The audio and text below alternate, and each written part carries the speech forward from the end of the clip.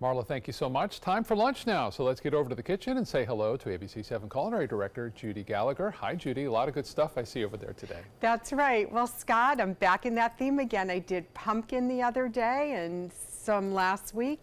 Now we're going to be working on apples. I always find this great sign of October. The humidity is getting down a teeny bit. We start seeing pink geraniums for sale at the landscapers, and we see an abundance of the fall apples. And I picked bags of McIntosh apples today over at Whole Foods, and you can buy their classic French crepes.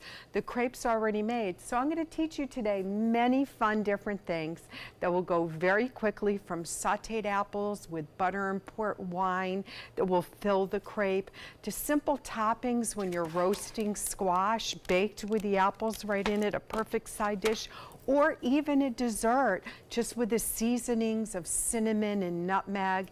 And Scott Dennis's favorite, I found a snickerdoodle mix that will make you warm and happy inside with a mug of hot apple cider. I'll be back in just a few minutes to bring all these delicious apples and ingredients together.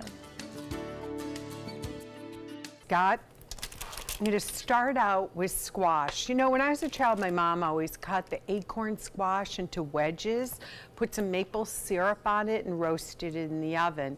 Well, nowadays you're going to see this trend where we're actually slicing them. You want to have a good sturdy knife. I often use my Chinese meat cleaver, but a really heavy-duty, firm handle on your French knife should do it no problem. Just be very careful. I usually use a cutting glove, same type of steel mesh that if you were shucking oysters, just to be safe. So inside, basically, all I did was I took out the seeds and I brushed it with butter, and I have McIntosh apples in here, and I'm going to sprinkle this just with a little cinnamon, and then we're going to dot it with butter, and that's going to get roasted in the oven. And wait till you see how I top it. So this could be either a side dish, a somewhat sweeter, savory side dish, or we're going to go with the theme of squash and apples that come together with a little melted ice cream. I know it sounds crazy, but it's delicious. So that'll give you that warm and cozy. That's going to go in an oven, 375, 385 for about 20, 25 minutes. That will be great. Now, let's get to the next thing. I know Scott Dennis loves snickerdoodles. And I found this box of cardamom snickerdoodles, and it's all natural, and it just needed an egg and some butter and water, and I thought, well, let's just try it. I'm a little nervous. Will I meet his expectation? I think I did. So it's so easy to make this, and that way you can just bake them, mix everything together, you roll them into balls, and it comes with a cinnamon and sugar packet. So all you do is roll them in that, and then you're going to bake them. They're going to come warm out of the oven, and then you can serve that with some warm apple cider. When we come back, let's saute up some apples with some port wine and get ready for a whole nother idea for French apple crepes. I figured I owed you this one. I cooked fish the other day. I need to get this aroma going with all these apples. So let me show you how simple this is. Homemade applesauce is so worth it. You peel Cortland and McIntosh apples, a little bit of water, maybe about a half a cup, and some cinnamon and sugar, or even better, cinnamon and something like a stevia. And you're just going to cook it down and use a fork, or you're going to use your whisk, and that will just make this warm, delicious, homemade applesauce. Now we're going to get ready for the crepes. So I have about, it's probably 5 or 6 McIntosh apples. Right now they're really small. That's fine. I like them tart to where you bite into them and it almost hurts. So I have 2 tablespoons of melted butter that I added.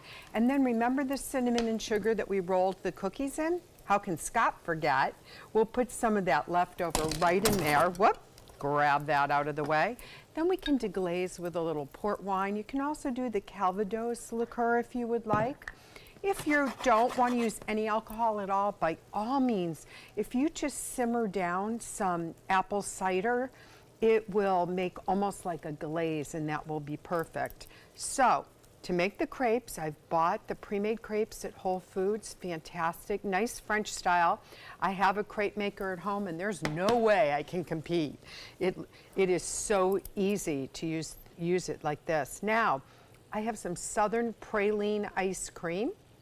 We're gonna put that right in there. You could do pumpkin if they have pumpkin available. That usually sells out pretty fast. So we're gonna use the delicious taste of this.